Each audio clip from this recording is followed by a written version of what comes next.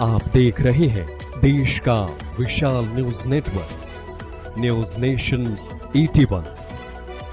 इरादा सच दिखाने का। छत्तीसगढ़ विधानसभा चुनाव 2023 के परिणाम चौंकाने वाले थे।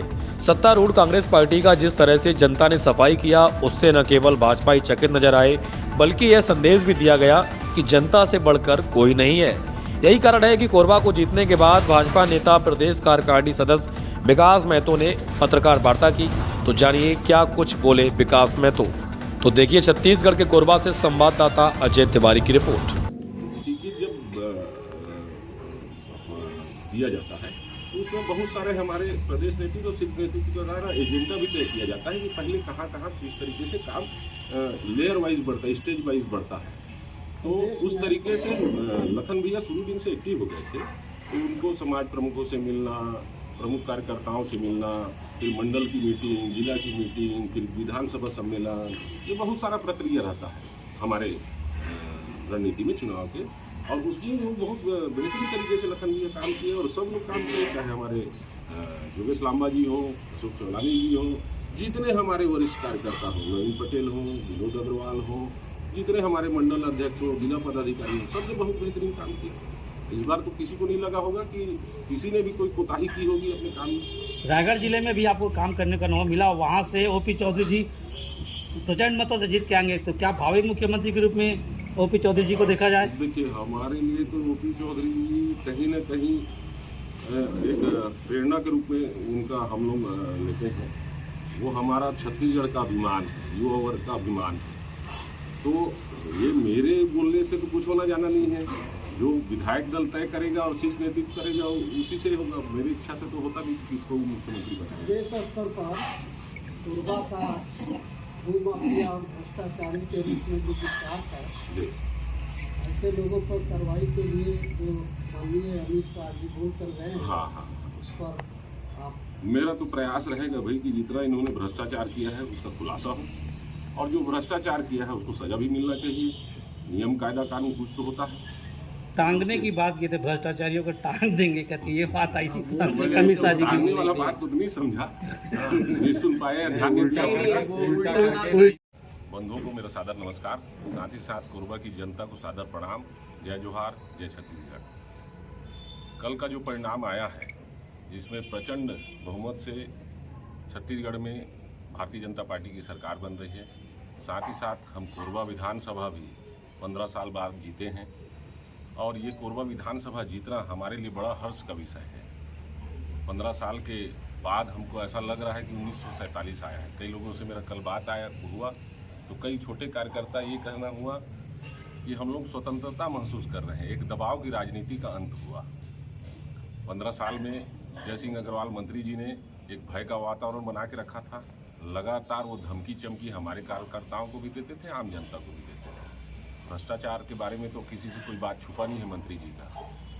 और साथ ही साथ हमने लगातार बनवारी लाल जी का चुनाव देखा, उसके बाद लांबा जी का चुनाव देखा। लांबा जी के चुनाव के बाद फिर मेरा चुनाव हुआ, मेरे को भी सौभाग्य से टिकट मिला था। और उसके बाद हमने एक सरल सहज व्यक्ति और बहुत अच्छे व्यक्तित्व के व्यक्ति लखन लाल देवांगन जी को हमने प्रत्याशी के रूप में पाया। और आम जनता ने बता दिया कि जिस तरीके से उन्होंने बनवारी लाल जी के चुनाव में भी एक अफवाह की राजनीति की, उनको भी बदनाम करने की कोशिश की। योगेश लांबा जी के समय में भी एक नया तरीके से उन्होंने रणनीति बना करके अफवाह फैलाया। मेरे चुनाव में भी मुझे गुंडा साबित करने में कोई कसर नहीं छोड़ा। जबकि कोरबा की जनता जानती है, आप सब बंधु भी जानते हैं, मैं किसी के रे बे करके भी बात नहीं करता हूँ। आज तक मेरे ऊपर एक गाली का भी FIR अभी तक नहीं हुआ है।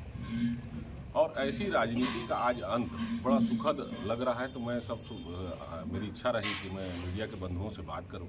और इस चुनाव में जैसा मेरा अनुभव रहा, इस चुनाव में कार्यकर्ताओं ने बड़े जोर शोर से और बड़ा कर्तव्यनिष्ठ तरीके से काम करते हुए लखन भैया को प्रचंड बहुमत से आज जिताया है। इस चुनाव को जीतने का प्रमुख कारण मैं मानता हूं, सबसे पहले तो राष्ट्रीय नेतृत्व हमारे नरेंद्र भाई मोदी जी, हमारे सम्मानीय गृह मंत्री अमित शाह जी, JP नड्डा जी, इन सब का बड़ा योगदान इस चुनाव में रहा है।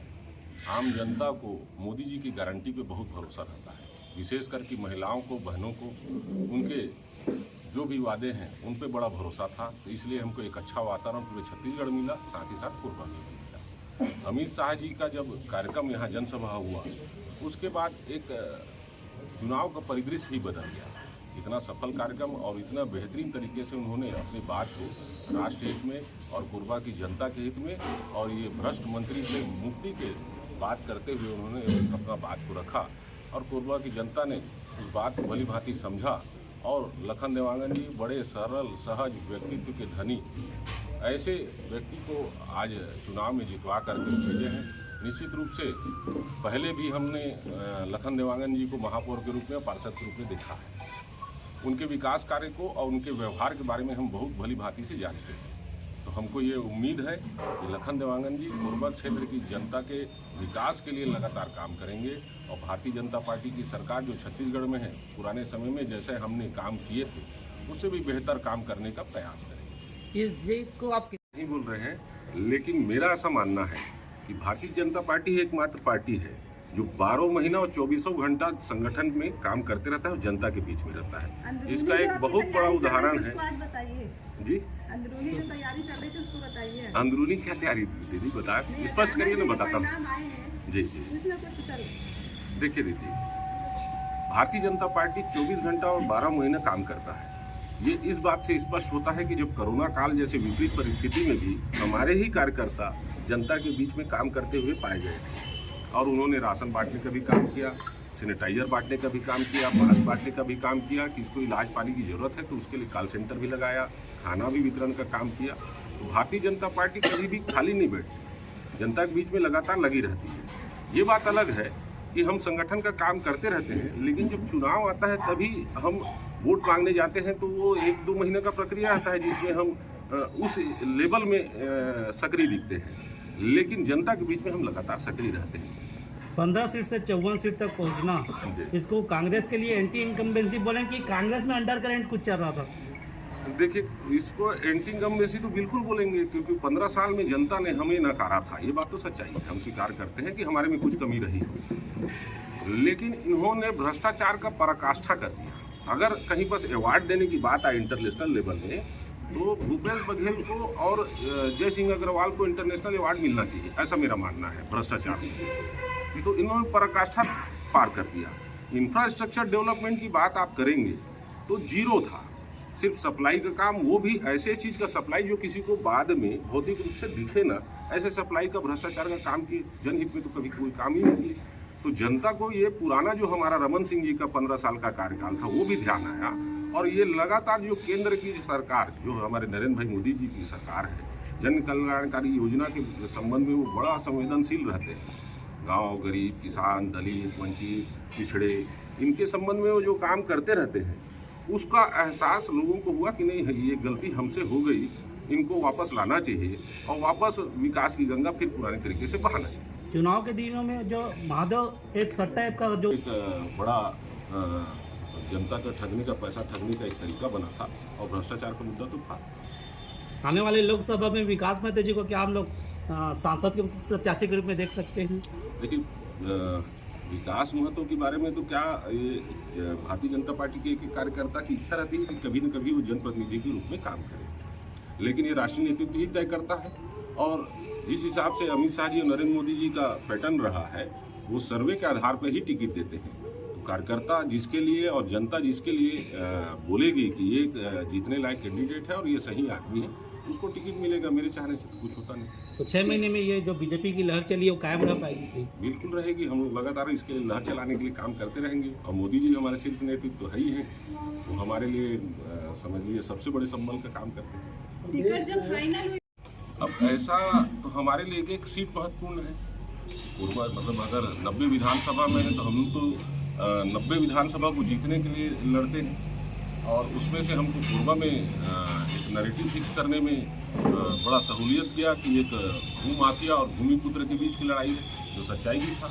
आज सब लोग जानते हैं कि कोरबा में जमीन चलता है, ऐसा बोलते हैं। जय सिंह अग्रवाल एक अटूट संपत्ति बना करके बैठे हैं, तो ये बात तो कोरबा के लिए लागू हुआ। जीत का श्रेय तो सबसे पहले हमारे राष्ट्रीय नेतृत्व का है, साथ ही साथ सबसे बड़ा श्रेय जाता है हमारे कार्यकर्ता, जो बूथ लेवल के कार्यकर्ता है, शक्ति केंद्र के कार्यकर्ता है, मंडल स्तर के, जिला स्तर के, जो हमारा संगठन का नेटवर्क है, उन्होंने अथक परिश्रम का मतलब पराकाष्ठा किया इस चुनाव में।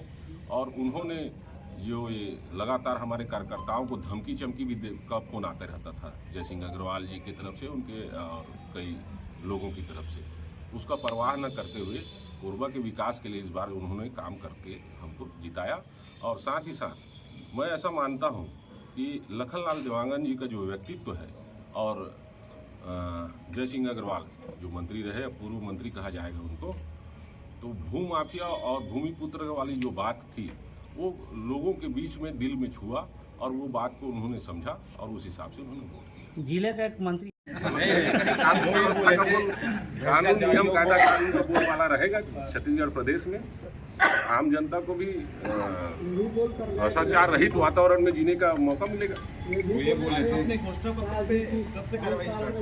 जी, अब सरकार जैसी बैठेगा चालू कर देंगे।